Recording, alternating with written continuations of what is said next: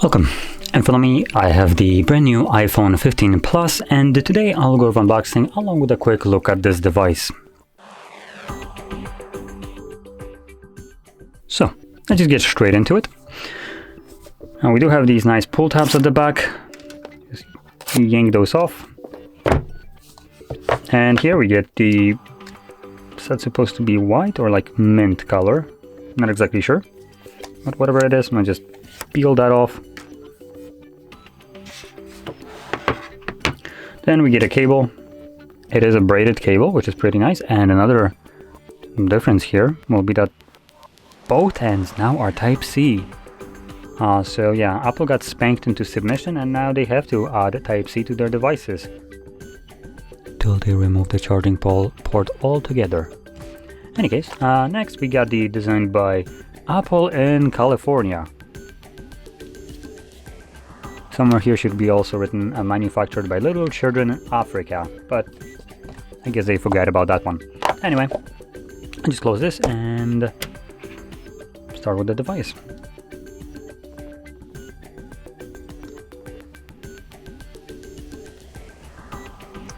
So let's start off with the display. It is a 6.7-inch display with a resolution of 1290 by 2796 pixels. It is also Super Retina XDR OLED display. Like, honestly, they just needed to say that it's an OLED display, because the rest of the mumbo jumbo literally means F all.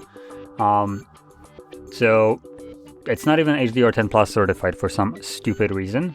I guess certification for Apple was too expensive to get. So if you're not aware, HDR10 is just what basically everyone can slap on. Well, HDR10 Plus is a certification that devices need to meet certain requirements. It is something that manufacturers would need to pay to get. So Apple decided that they're gonna sell you an expensive device without even giving a single hoots about this and not providing it. Now, to be completely honest, this device should classify as a HDR10 Plus certified device without much of a problem. After all, peak brightness on here is 2000 nits, so the display right here gets stupidly bright.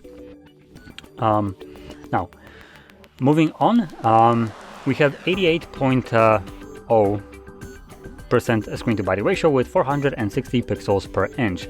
And also we have, in terms of the glass right here, what they're calling ceramic shield glass. Now, I have no idea how strong it is and how it compares to, for instance, things like Gorilla Glass Victus or stuff like that, so I can't really say anything about it. Now, moving on.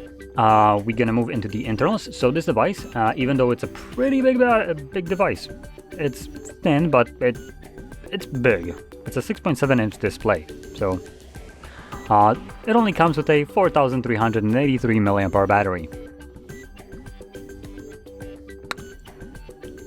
Devices this size have like 5K battery. Why does Apple cut off like 20% of the battery out for no reason? Boggles the mind. Anyway, moving on. Apart from the battery, if we look at the charging speeds right here, again, Apple and their infinite wisdom won't give you the actual numbers because they're absolutely pitiful, to be completely honest. This device, apparently on a wired cable, charges to 50% in 30 minutes, which presumably puts it about like what, 22 watts wired charging for a device that costs what, $900? So maybe 1,000 even. So it is a pretty bad charging speed for a device at this price range. Like, although I take that back. This exists, the Fold, which charges at 22 watts at $1,800 price tag. So I guess I shouldn't be really talking about overpaying for stuff when things like Fold exist in this case. Anyway, we also have a wired charging with actual specification of 15 watts. Now this is the MagSafe. They're like proprietary, you know, because adding magnets to things makes it more, well, better. But if you just go with the standard Qi charging, which isn't, which Apple doesn't really get a cut from because it's not something that they invented, then it's only 7.5 watts because they want to incentivize you to go for the 15 watts and get a faster charging while spending more, and Apple obviously getting a cut from that. So, yeah. I personally like to just charge the device wired, so 22 watts, I would prefer more on a device like this for this price tag, but it's whatever. It's still better than charging it wirelessly, as it will take significantly longer. Now, if you have a Qi charger or any kind of like wired charger next to your bed or something like that, then you can just slap it on there when you're going to bed, and obviously that's convenient. Otherwise, for instance, if you're trying to charge it somewhere on the go, then wired will be better. And now with the Type-C charging port, you should have no problem, because basically anywhere you go, you can charge your device with basically any kind of borrowing from anyone cable and a charger, and it will work. Unlike before, where you would have to have the lightning cable or Type-C. So now we don't have that. We just have a single cable for literally every phone. That is pretty good. Now, that being said, if you've seen WWDC, Apple was basically forking it out like, oh, it's such a great thing that we have included that. Oh yeah, they're just stroking themselves. Let's be honest here. Apple didn't include Type-C charging port because they wanted. They included it because the European Union told them you either put it on or you get the F out of Europe with selling your garbage devices. That's basically what happened. And furthermore, they also gave them a little bit more, like, don't even dare to try to like gimp that Type-C port. Otherwise, you also can just not sell your devices. Still, the Type-C that they included on these devices are not the best. So they have transfer speeds of, USB 2.0 instead of the 3.1 right now. So 3.1 you get on the Pro versions of this phone, not on the non-Pro, because why would you? So now that I got that rant about Type-C out of me, let's move over to further on into the specs. So this device comes with a 6 GB of built-in RAM and starts at 128 GB of storage and goes up to half a terabyte. So with that, you also have NVMe storage type on here, which means it's very quick. And in terms of editing on it, like videos, if you shoot videos on here and you want to edit them, you should have no problems with that. The storage type will not be really a limiting factor, and neither will be the processor, which is the Bionic A16 processor. It is the old one, so the one from the previous flagships. Because right now we have the A17 Pro, I think. So yeah, this is the A16, the last year's model. It's still stupidly fast. I'm not gonna deny that. It's one of the best processors you can have in a device, and it should have no problem with anything that you throw at it. The only downside is the newer one is obviously faster, and Apple is selling you a device that is a little bit more expensive than it should be, trying to incentivize you to buy the higher end model, which has basically the better processor and faster Type-C. That's about it. Anyway, now let's move over to the cameras. So here we have a dual camera setup at the back, and the main one is a 48 megapixel f1.6 26mm wide lens with dual pixel PDAF and sensor shift optical image stabilization. Then we got a 12 megapixel f2.4 13mm 120 degree ultra wide lens. And with those cameras at the back, you can shoot at 4K 60 frames max, and 1080p also 60, but it goes also to 120 and 240 with slow motion. It also supports HDR and Dolby Vision. And then at the front, we got our 12 megapixel f1.9 23mm wide lens with PDAF and SL 3D depth sensor for biometric scanning. So basically unlocking your device and doing all that, like payments and stuff like that. So it's the reason why you have this little garbage as lens, right, or island right here, instead of having a seamless, bezel-less, or a camera-less device. Because let's be honest, we do already have options to hide cameras under the display. Just to kind of show this how that looks like, we have the fold right here. Now, if the light isn't shining on it correctly, then you don't even get to see where the camera is. But if I just kind of like put it so the light can shine through it, you can see that it is right here. For the most part, it's not very visible. and it looks pretty good when you're using the device and you have just seamless slab of glass with no interruptions.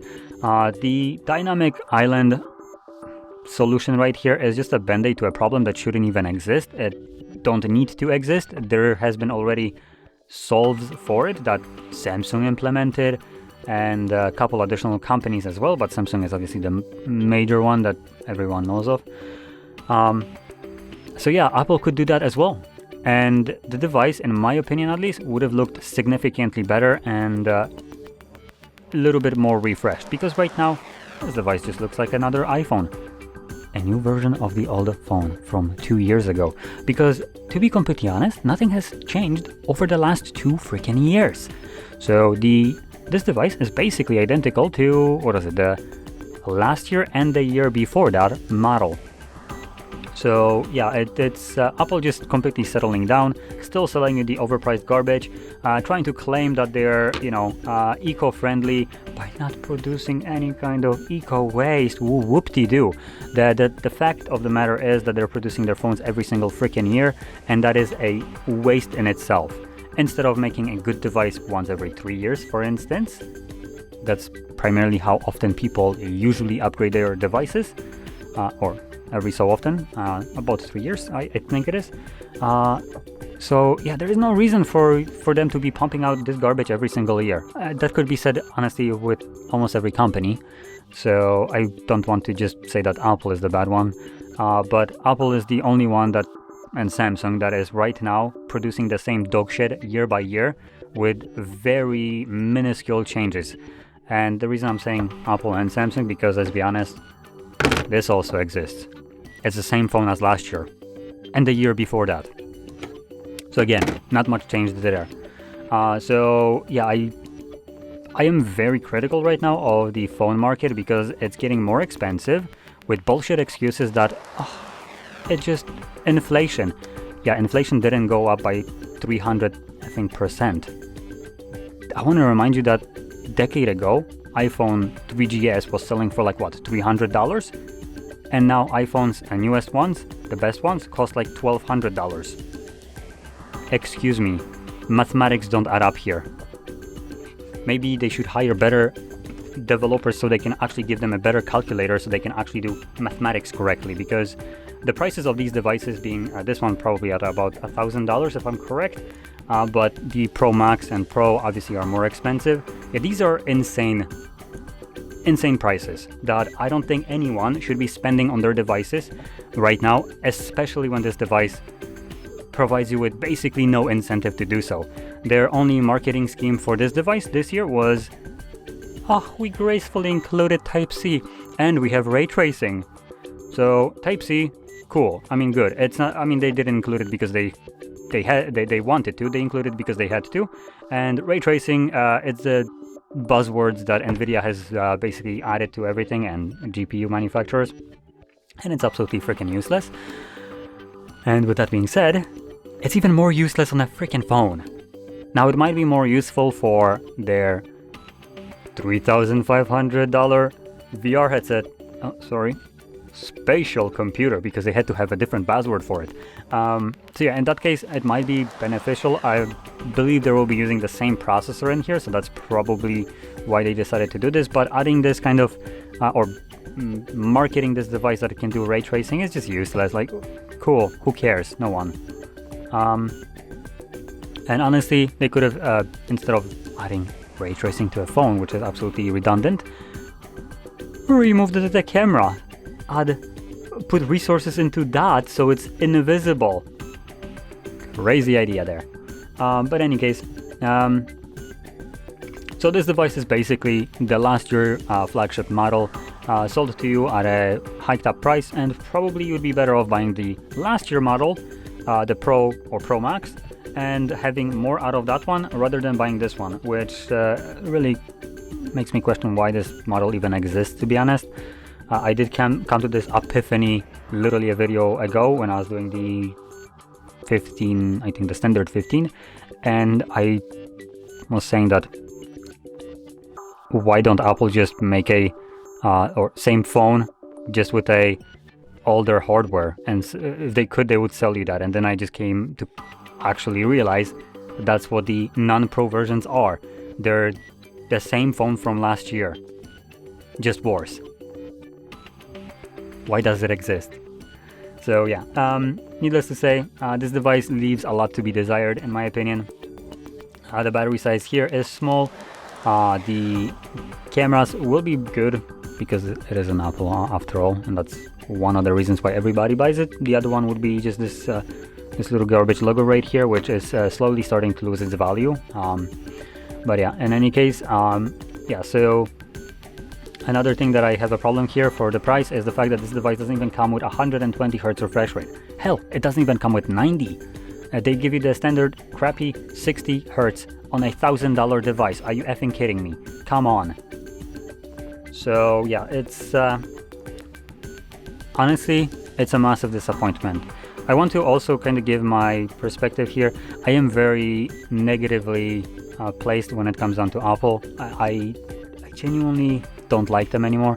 I used to like iPhones when they were good, which was a decent time ago.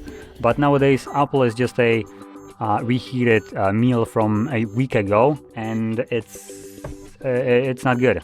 Obviously, no one wants that. And like I said, this device provides you with no benefits to upgrade to it, unless you really want that freaking Type-C port for some reason.